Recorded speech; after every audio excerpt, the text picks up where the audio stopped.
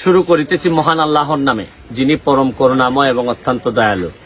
আমি যে খাটটাতে বসে আছি, আপনাদেরকে দেখলে মনে হইতে পারে যে আমি মনে হয় কোনো পর্যটনের জায়গায় বসে আছি কিনা, যে উপরে এখানে বসে রেস্ট নিতেছি। আসলে এরকম না। এটা আমার বাড়ির পাশেই একটা গ্রাম, গুগাউড়া গ্রাম।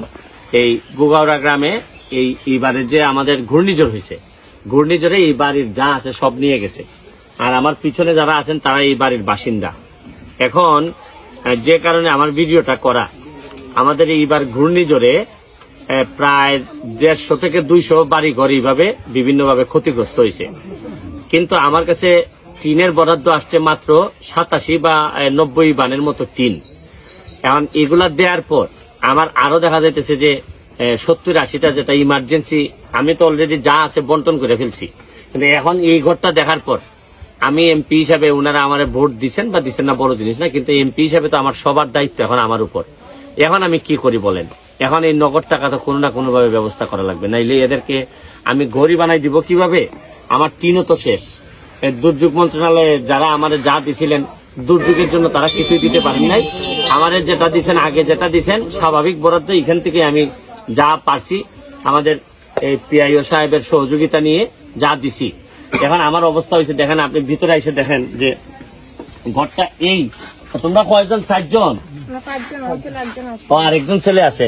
এদিকে দেখো, আবার এদিকে দেখেন, এইদিকে দেখেন, ওনারা আবার আমার জন্য একটু কোকের ব্যবস্থা করছেন, মজো। মনে করছেন যে আমি আসবো, তো বইলে আসছিলাম যে এই মজোর ব্যবস্থা করছেন। দেখেন এরকম টিন নাই, চাল নাই, সবকিছুর পরেও দেখা যাইতেছে যে একটু মজোর ব্যবস্থা করছেন, যাতে আমি একটু এমপি তো এই জন্য আমি একটু ড্রিঙ্ক খাইতে পারি যেন আর কি। এই হচ্ছে কি আতিথেয়তারও একটা জিনিস আপনাদেরকে দেখেন। ও আচ্ছা আচ্ছা, বসির ফরিদ ভাই, দেখেন আমি ভিডিও করতে করতে ফরিদ ভাইয়ের পক্ষ থেকে 10,000 টাকা অলরেডি উঠে গেছে। একটা হাততালি দাও না সবাই। আমাদের এলাকার উনি একজন বুল্লা ইউনিয়ন, আমার পাশের উপজেলার উনি একজন ব্যবসায়ী মানুষ। এই ভিডিও চলতে চলতে অলরেডি 10,000 টাকা দিয়ে দিচ্ছেন। আমি ধন্যবাদ জানাই ফরিদ ভাইকে। এই টাকাটা আপাতত এখনই তোমরা 10,000 টাকা পাইলে, আমি তো এখনো দেই নাই, কথা বুঝছো? যে এটা এখনো নাও, এটা রাখো।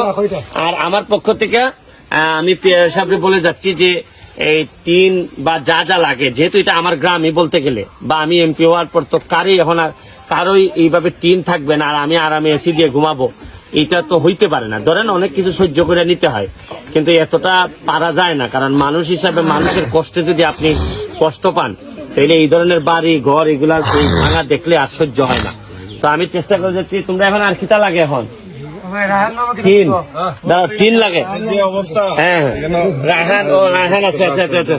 আমাদের রায়হান, সে উপজেলা চেয়ারম্যান প্রার্থী।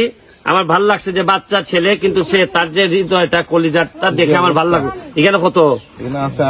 ও আচ্ছা, যাই হোক, ইটা খাও তোমার। আমাদের না, ওইটাও নাও, ইটো ফাইলাই, টেকাটাও ফাইলাই। এখন আর কিতা লাগে তোমরা? টিন আর হ্যাঁ, আচ্ছা কিছু টাকা দিলে পরে খাটকুট গুলা বানাইয়া। আর টিন কয়বান লাগবে কেন পিয়া হিসাব? কয়বান লাগবো? 5 বান লাগবো। 5 বান লাগবো। তাহলে টিনের ব্যবস্থাটা আমরা করে দিতেছি, আর এইগুলা দেয়া এই ঘরটা করে ফেলো, ঠিক আছে? ওকে, ঠিক আছে বাবা। আর পড়াশোনা করেনি এরা? না, এটা খেতাম না কমাই। Thank you, thank you. আর পড়াশোনাটা একটু খাইলাই করতে দিত তোমার।